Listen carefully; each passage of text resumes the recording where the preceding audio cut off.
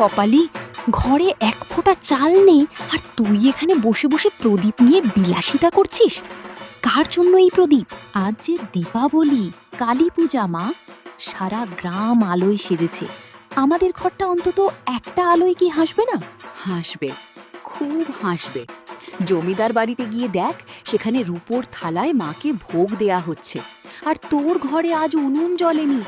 মা কালী কি তোর এই পোড়ামাটির প্রদীপ দেখতে আসবে? যার টাকা আছে মা তো তারই। না মা, এমন কথা বলবেন না। মা তো সবার। তিনি কি শুধু সোনা দানা দেখেন? তিনি তো দেখেন মন। থাক, তোর আর ভক্তি ফলাতে হবে না। যা, এক ঘটি জল খেয়ে শুয়ে পড়। খিদের জ্বালায় তো আবার রাতে ঘুম হবে না। ওগো মা শ্মশানবাসিনী, ওগো মা দয়াময়ী, লোকে বলে তুমি ত্রিনয়নী, তুমি সব দেখতে পাও। তুমি দেখতে পাচ্ছ না মা, তোমার এই মেয়েটা আজ তোমাকে একটু বাতাসা পর্যন্ত দিতে পারলো না। সারা গ্রাম উৎসবে মেতেছে, তুমি কি আজ আমায় দেখা দেবে না মা? আমার এই ভাঙা ঘরে কি তোমার পায়ের ধুলো পড়বে না?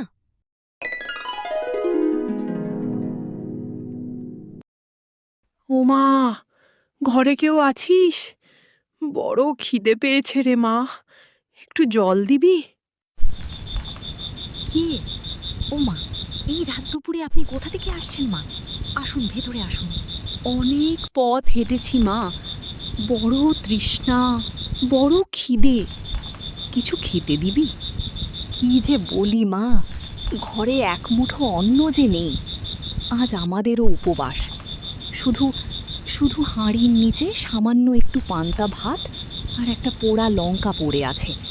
আপনি কি সেই অখাদ্য খেতে পারবেন? ভক্তি কোণে দিলে পান্তা ভাতও যে অমৃত রে মা। তুই দিয়ে দেখি আমায়। সুমতি বুড়িকে সেই পান্তা ভাতটা দিল। বুড়ি খুব তৃপ্তি করে খেলো। তারপর লজ্জা পাস না মা। মা তো সন্তানের কাছে ভালোবাসা ছাড়া আর কিছুই চায় না। তুই ভালো থাকবি। তোর ভাঙা ঘরেই আমি চিরকাল থেকে যাব।